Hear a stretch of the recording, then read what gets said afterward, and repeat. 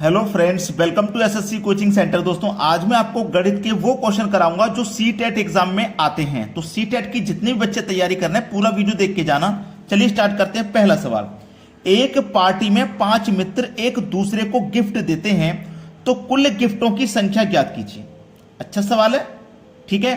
तो मैं तो आपको बताऊंगा शॉर्टकट तरीका, बिल्कुल शॉर्ट होगा वो तरीका, ठीक है। देखिएगा, करना क्या है आपको, कितने मित्र हैं? 5 मित्र है ना। 5 का मल्टीप्लाई इसके एक कम संख्या से कर दो, यानी कि 4 से। हो गया सवाल का आंसर 20। ये गिफ्ट वाला सवाल है। अगर हाथ मिलाने वाला होता, याद रखें, हाथ मिलाने वाला होता तो इसमें क्या करते, जैसे 5 मित्र हैं और एक दूसरे से हाथ मिलाते हैं तो कितनी बार हाथ मिलाया जाएगा, यह भी सवाल आता है। तो 5 मित्र हैं, एक दूसरे से हाथ मिलाते हैं, तरीका वही है। 5 मित्र है तो 5 लेंगे, एक कम से मल्टीप्लाई करेंगे और इसमें फिर डिवाइड करते हैं 2 से। हाथ मिलाने वाले में 5 चौके 20, 2 से डिवाइड, आंसर आएगा 10। अब ये कैसे हो जाता है उसे समझ लीजिए। जैसे एक मित्र ये रहा और एक मित्र ये रहा, ये मैं आपको बता रहा हूं गिफ्ट वाला, ठीक है, गिफ्ट वाला। एक मित्र ये है, एक मित्र ये, 2 व्यक्ति हो गए। इस व्यक्ति ने इसको उपहार दिया, इस व्यक्ति ने इसको उपहार दिया। कितने उपहार हो गए? 2, है ना। 2 उपहारों की संख्या हो गई। अब यहां पे समझिए हाथ मिलाने वाला है ना, हाथ मिलाने वाला एक ये व्यक्ति है, एक ये व्यक्ति है। इस व्यक्ति ने हाथ मिलाया, हाथ बढ़ाया आग मिलाने के लिए, इस व्यक्ति ने हाथ बढ़ाया मिलाने के लिए, हाथ मिलाया गया।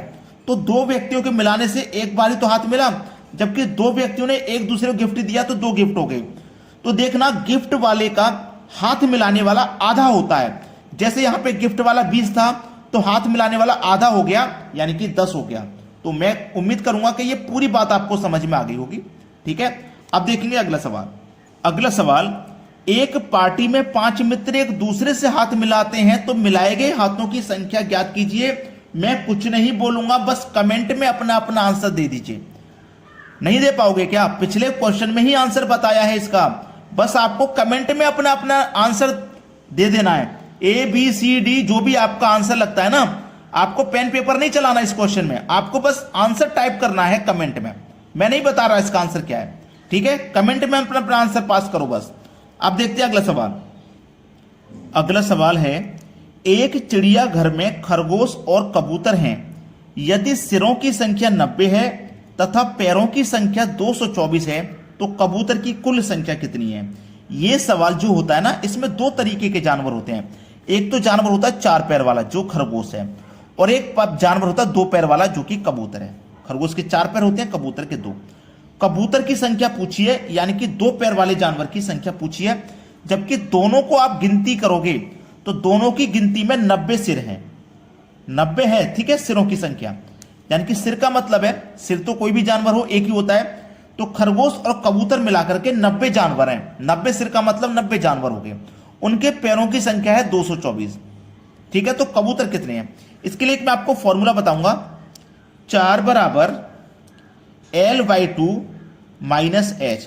ये 4 के बराबर है ना, तो इससे हमेशा 4 पैर वाले जानवर की संख्या निकलेगी, ठीक है।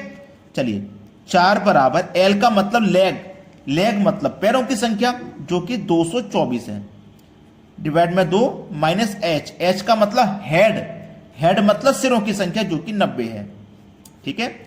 4 बराबर 2 से कटाया 224 को, तो 2 एकम 2, 2 एकम 2, 2 दूनी का 4, माइनस कर दो इसमें से 90। तो 4 पैर वाला जानवर कितना आ गया? 112 में से 90 माइनस कर दो, 22 आ गया 4 पैर वाला जानवर। टोटल जानवर कितने हैं? 90 हैं, जिसमें से 4 पैर वाला 22 है। तो 4 पैर वाला हम माइनस कर देंगे टोटल में से, तो 2 पैर वाला बचेगा। 90 में से 22 माइनस कर दिया, 68 बचा। 2 पैर वाला जानवर, यानी कि कबूतर था 2 पैर वाला जानवर। कबूतर की ही संख्या पूछा है तो 68 है कबूतर की संख्या। सी ऑप्शन बिल्कुल सही जवाब है।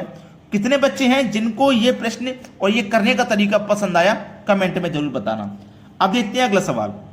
अगला सवाल, किसी व्यक्ति के पास कुछ मुर्गियां तथा गाय हैं। इनके पैरों की संख्या 140 तथा सिरों की संख्या 48 है, तो मुर्गियों की संख्या ज्ञात करिए। अब मुझे नहीं लगता कि यह सवाल मुझे कराने की जरूरत है, एक सवाल करा चुका हूं, तरीका बता दिया है, तो प्रैक्टिस के तौर पे ये सवाल आपको मिलता है आप इस सवाल का जवाब मुझे कमेंट में बताना। इसको आप होमवर्क समझ लीजिए, ठीक है। लेकिन वीडियो को देखते रहिए, वीडियो को यहीं पे रोक के इसका आंसर करके कमेंट कर देना, फिर वीडियो को यहीं से प्ले कर देना आगे देखने के लिए। अब देखते हैं अगला सवाल। अगला सवाल है, यदि 43 की पावर 45 प्लस 5 को 44 से भाग दिया जाए तो शेष फल क्या है? अच्छा सवाल है ना। इसको एक बात याद रखना, कभी भी सवाल को करो, विषम और सम, ये दो तरीके की पावर होंगी यहां पे, है ना। या तो विषम होगी या सम होगी। अगर पावर विषम है तो पावर 1 लेना और 1 रखने से आंसर नहीं आया तो 3 लेना, और अगर पावर सम है तो पावर 2 लेना, 2 रखने से आंसर नहीं आया तो फिर 2 के बाद में सम संख्या 4 आती है, 4 ले लेना। अब 43 की पावर में कितनी लूंगा? पावर विषम है तो पावर 1 लूंगा, ठीक है, प्लस का 5 और भाग देना है इसमें 44 से, यही तो सवाल है ना। 43 की पावर 1 का मान तो 43 ही रहेगा, प्लस इसमें 5 कर देना है और 44 से भाग दे देना है। 43 में जोड़िए 5 तो ये हो गया भैया 48 और भाग देना है 44 से। तो 44 से भाग दूंगा तो 44 से कम 44 कट गया, 48 में से 44 कट गया तो 4 शेष बचा। 4 शेष बचा है कि नहीं? सी ऑप्शन हो जाएगा सवाल का सही जवाब। अच्छे से समझ में आ गया सवाल। अब देखते हैं अगला प्रश्न। अगला सवाल है आपका, 2 की पावर 20, 5 की पावर 10 और 8 की पावर 4 में अभाज्य गुणनखंडों की संख्या पता लगाइए क्या है? अभाज्य गुणनखंड, ठीक है।